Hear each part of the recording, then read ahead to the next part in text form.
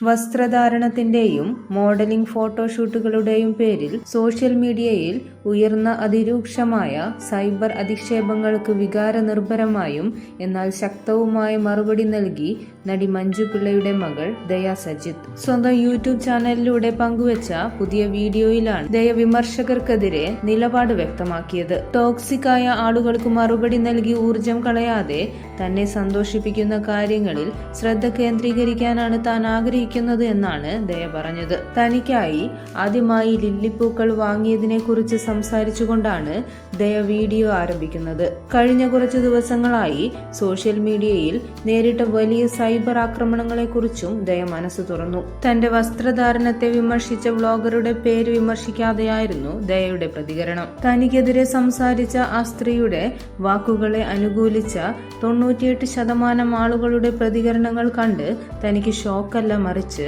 ഭയമാണ് തോന്നിയതെന്ന് ദയ വെളിപ്പെടുത്തി. ഇത്തരം സൈബർ ആക്രമണങ്ങൾ കാരണം പലരുടെയും ജീവിതം തകരുന്നുണ്ടെന്നും ഇതിലൊക്കെ എനർജി കളയുന്നതിനേക്കാൾ നല്ലത് സ്വന്തം കാര്യങ്ങളിൽ ശ്രദ്ധ കൊടുക്കുന്നതാണെന്നും ദയ പറഞ്ഞു.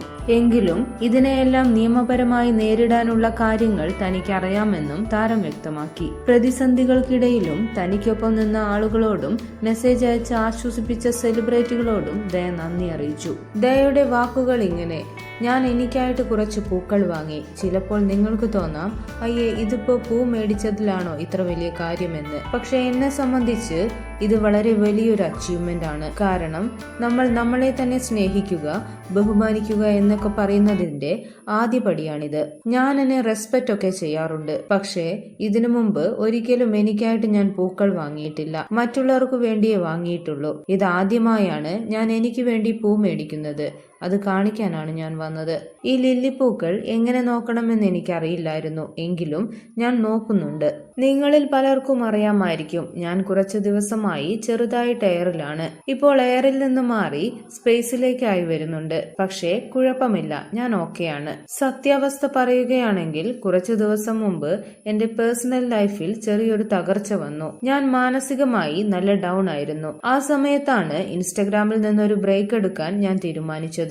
ദിവസവും പോസ്റ്റ് ചെയ്യേണ്ടതില്ലല്ലോ എന്ന് കരുതി. പക്ഷെ അടുത്ത ദിവസം നോക്കുമ്പോൾ ഞാൻ ഇതാ എയറിലായിരിക്കുന്നു. എന്നെ അധിക്ഷേപിച്ചവരുടെ പേരുകളൊന്നും ഞാൻ പറയുന്നില്ല. കാരണം അങ്ങോട്ട് കൊടുക്കാൻ എന്റെ കയ്യിൽ നെഗറ്റീവ് എനർജി ഇല്ല. ചട്ടിയിൽ എണ്ണ ചൂടായി കടുക് പൊട്ടുമ്പോൾ അതിലേക്ക് വെള്ളം ഒഴിച്ചാൽ എങ്ങനെയിരിക്കും? അതുപോലെയായിരുന്നു ചുറ്റുമുള്ള പ്രതികരണങ്ങൾ.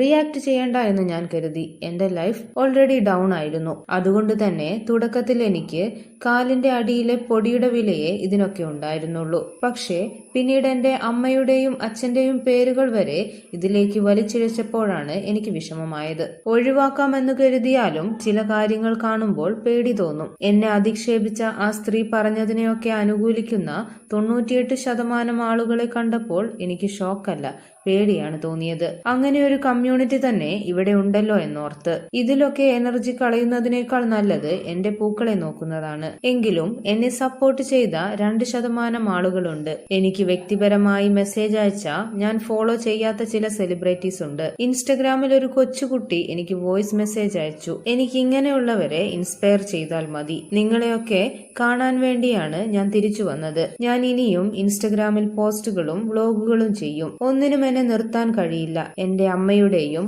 അമ്മൂമ്മയുടെയും അനുഗ്രഹം എനിക്കൊപ്പമുണ്ട്. കൂടുതൽ വാർത്തകൾക്കും വിശേഷങ്ങൾക്കുമായി ഈ ചാനൽ സബ്സ്ക്രൈബ് ചെയ്യുക.